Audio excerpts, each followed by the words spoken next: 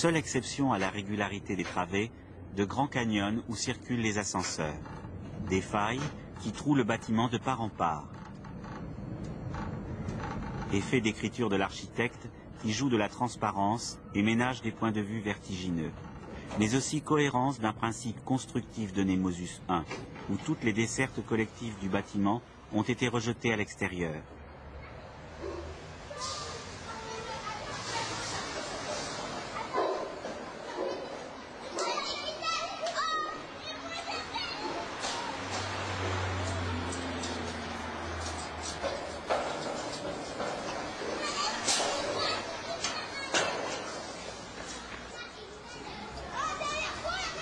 Les couloirs qui permettent d'accéder aux appartements sont des coursives extérieures accrochées à flanc de façade.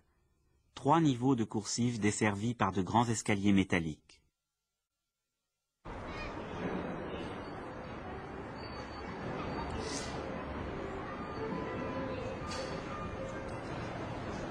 Profitant de la répartition des appartements sur 2 ou 3 niveaux, l'architecte n'a besoin que de 3 coursives pour desservir un immeuble de 5 étages.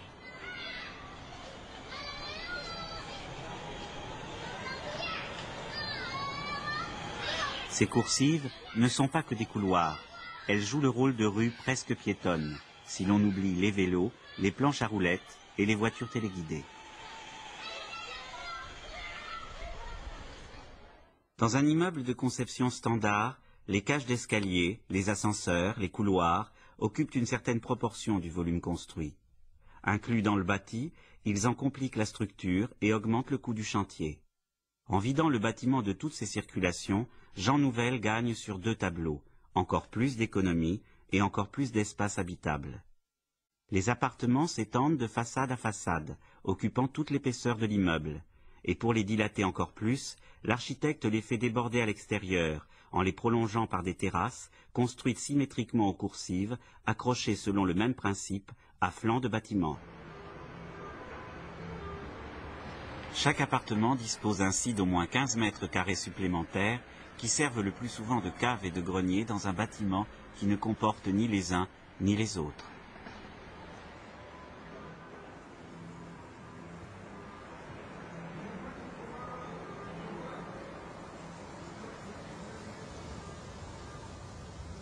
Les coursives sont accrochées sur les façades nord, les terrasses sur les façades sud, les plus ensoleillées.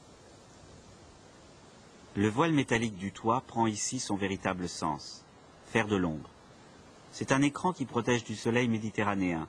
Monté sur des supports de béton, il crée des circulations d'air au niveau de la toiture et isole thermiquement le bâtiment.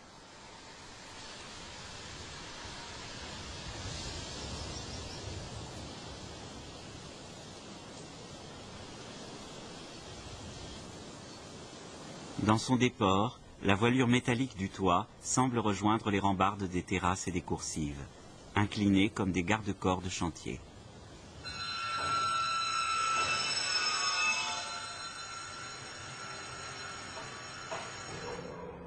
Leur inclinaison n'a pas été jugée conforme par la commission de sécurité. L'architecte a refusé de les redresser. Pour les remettre aux normes, il les a agrémentées de tablettes en caillebotis qui les ont assimilées à des garde-corps épais. Et les habitants de Nemosus ont depuis inventé nombre d'utilisations pour ce garde-corps devenu banc public.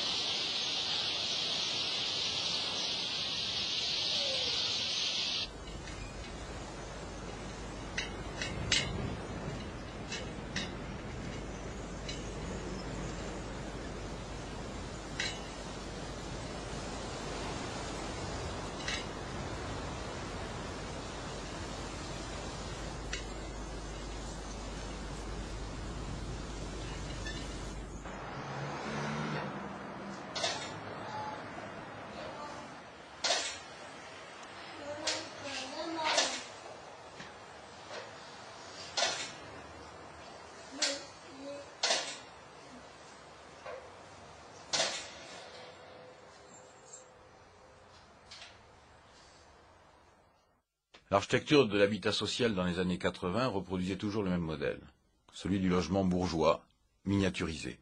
À droite, la petite cuisine, en face, la double porte vitrée du séjour, au fond, la petite salle de bain d'1,50 m par 2, même pas éclairée, tout ça bien tassé, verrouillé, cadenassé. On interdisait en fait aux architectes d'entrer dans les appartements. On nous disait c'est comme ça, c'est exactement ce que les gens veulent.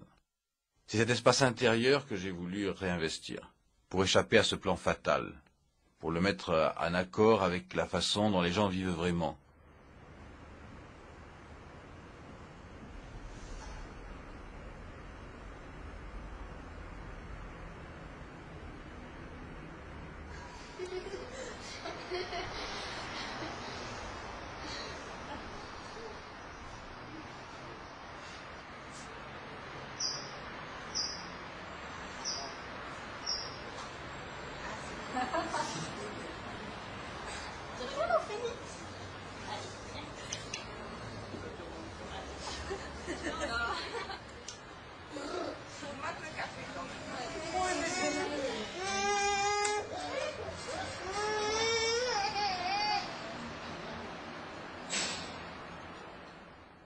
Pris entre deux voiles de béton, les appartements sont des volumes d'un seul tenant. En bas, un bloc central sépare le salon de la cuisine. Il abrite la chaudière, les toilettes et un grand placard. Le bloc et l'escalier sont des éléments de base que l'architecte combine différemment d'appartement en appartement.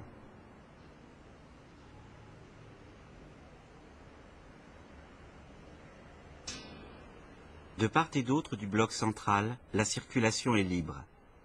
Il n'y a ni cloison, ni porte, ni couloir, ni entrée.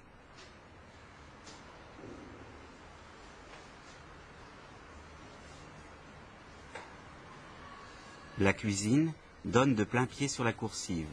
On passe sans transition de l'espace privé à l'espace collectif.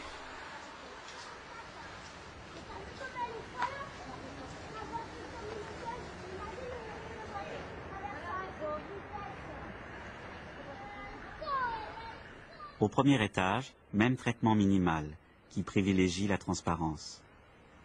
Seul luxe, une grande salle de bain éclairée par la lumière du jour.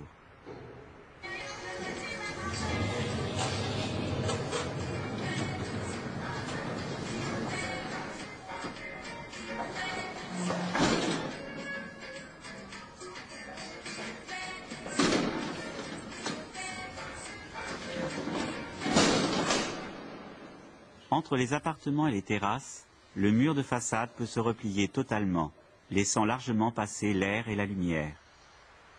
Le mur n'est pas un mur, mais une porte d'aluminium à 4 battants. Un modèle fabriqué en série pour équiper les garages de pompiers.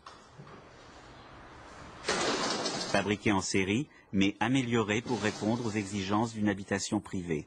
Maniabilité, qualité des joints, isolation phonique et thermique. La mise au point et la fabrication de ces portes a représenté 8% du coût global de la construction. C'est cher pour des portes de terrasse, mais ce n'est pas cher pour une façade entière qui, porte après porte, est amovible.